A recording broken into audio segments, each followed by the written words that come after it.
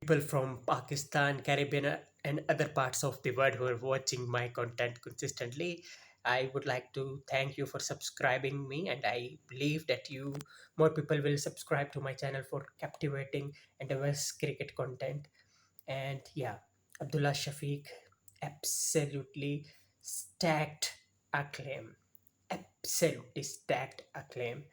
The way he grabbed an opportunity with both hands, he delivered with great enthusiasm, with zeal, with flair, everything was there. That was a picture perfect knock, proper signature textbook style stuff. Scoring 160 runs first, and by the way, interestingly, he remained unbeaten. He remained unbeaten in the Caribbean in both of the innings. First scored 160, then amassed unbeaten 24 along with his skipper Babar Azam, who just wrapped up the proceedings for the green shirts with two gigantic sixes. And both of them were brilliantly executed by King Babar, and it was quite a good finish for Pakistan, and hopefully they will learn from their mistakes as well as they will try to not repeat their mistakes in which they did in the recent times in Test cricket, and hopefully they will flex their muscles against the comparatively new look, not an exactly new look English side. Yeah, they have done with Benjamin and Drew Stokes, but still they got plenty of good experienced players as well as the French players who are doing pretty much well for the English team, and they will definitely look to do well because they will look to break the shackles as well because they haven't played very good red ball cricket in the recent times in England. So this is one of the pluses for Pakistan, who themselves are looking to find consistency and grabbed their first win in away win in 3 years almost, and the last time they won against Babar under Babar in 2023. So Babar returned as their captain, so he's doing trying to do wonders for Pakistan, and it's good opportunity for Pakistan. They should grab that opportunity with both hands in England, because the morale is quite dampened of England team, though they absolutely performing brilliantly in ODIs and T20Is. But yeah, they will definitely a little their morale will be dampened. But talking about what went wrong with the West Indies, though many of their fans, their critics can term their performance far better because mm, this time around, this in the summer season, they won two games, draw one, and lost one. So out of four test matches, they went on to win two. One against Sri Lanka, the record victory, and this other one was against Pakistan. So yeah, there were lapses, but they will feel happy that if they compare that what they did back in 25, 24, so they will be very happy because they lost to New Zealand, they lost to Australia, they lacked rhythm, they lost to India.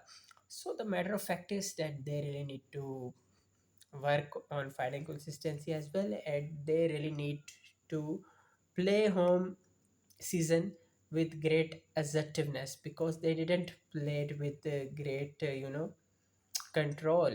They did not utilize their home conditions in a far better way. It would have been far better if they give Pakistan flat wickets. The second one was spin friendly and it was quite subcontinental and very familiar for the green shirts, and they just gained that advantage. If that would have been a flat wicket for any of the subcontinent teams in the Caribbean, things would have been different. In the same way, if Australia will take on the Windies, so definitely then they need to form spinny tracks to contain the baggy greens. So tactics should be pitched perfectly. It is important to note. So they clearly missed that advantage as well, which is not a good sign. So, what's next for the West Indian team? Hmm. They are scheduled to tour Bangladesh, and off late they will take on India in their home shores. So, plenty of season, and before that, Caribbean Premier League is scheduled to begin from today. So, exciting times coming for the Caribbean cricket scenario, and hopefully, I will also have my say on that matches as well. But back to the Scareman, and the problem for the West Indies is quite complex.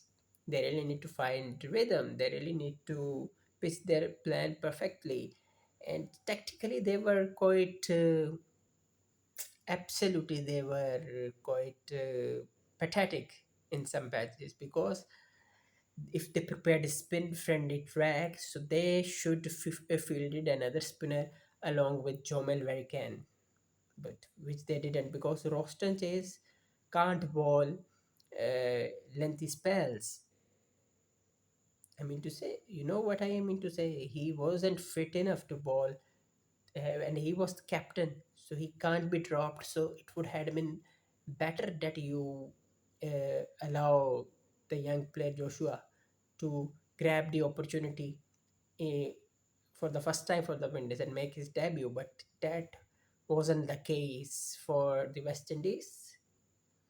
And Pakistan absolutely brilliant apart from few, you know, sluggishness and a little bit of jittery performance. Apart from that, they looked assertive in the second test match, though they took the bold decision and everybody was bashing them that they dropped their linchpin, their stalwart Muhammad Abbas in Muhammad Abbas, but things worked and Pakistan won that test in the Port of Spain quite comprehensively at the back of Abdullah Shafique, who was absolutely lovely to watch. Everybody is lavishing, everybody are lavishing their praise on Abdullah Shafiq, and why not? Because he shone great spark, he was classy, and he grabbed the opportunity with the both hands, and he played all around the park with full authority, treated the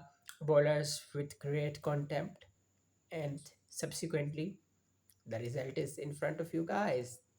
He is now strong candidate to make it to the Pakistan squad for England series. And if he will be dropped, it is not be the same now because he played brilliantly and he's shown that he's one of the top class players, or he would be the top class product for Pakistan if he will be backed well, and he will be looked after with great care. So he will absolutely he has the ability to steal the spotlight in no time. So Pakistan will be very very pleased, very very happy, and I really want that he will continue for Pakistan, and I really hope as well that Chan Masood gets recovered, and because he's also one of those players who has the great experience of not only playing in England conditions but also spearheading the county. So Abdullah Shafiq had that stint with Yorkshire, so he knows the situation.